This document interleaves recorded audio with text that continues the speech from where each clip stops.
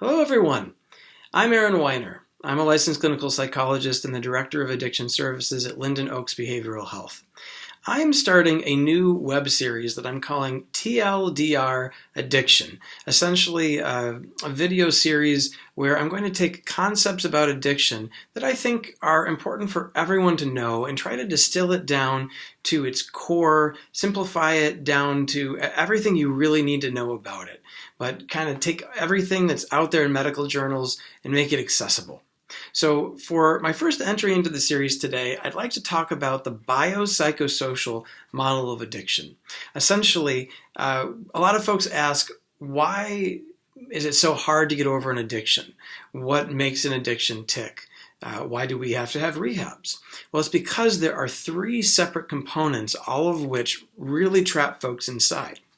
One component is biological, the biopsychosocial.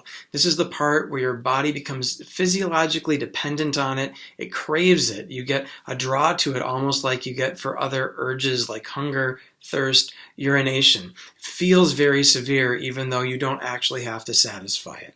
So there's the body part. There's a psychological part where pretty much everyone suffering from addiction is using a substance to cope with a problem. It could be depression, could be anxiety, could be a trauma of some sort. But when folks are really in an addiction, it's not for fun. It's not because they're enjoying it. They're very trapped, and it's the only way they know how to cope with their problems. And lastly, there's a social component. We generally surround ourselves by people who are like us and distance ourselves from those who are not. And so when you're falling into an addiction, you oftentimes burn bridges from healthy people in your life and start finding yourself surrounded by people who act and behave in the same way that you do. And in this case, use drugs or alcohol.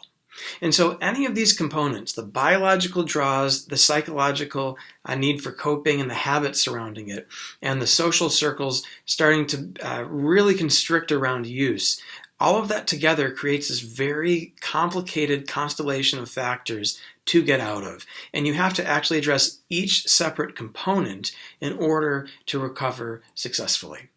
So that's TLDR on the biopsychosocial model. Hopefully this has been useful, and I will see you all soon.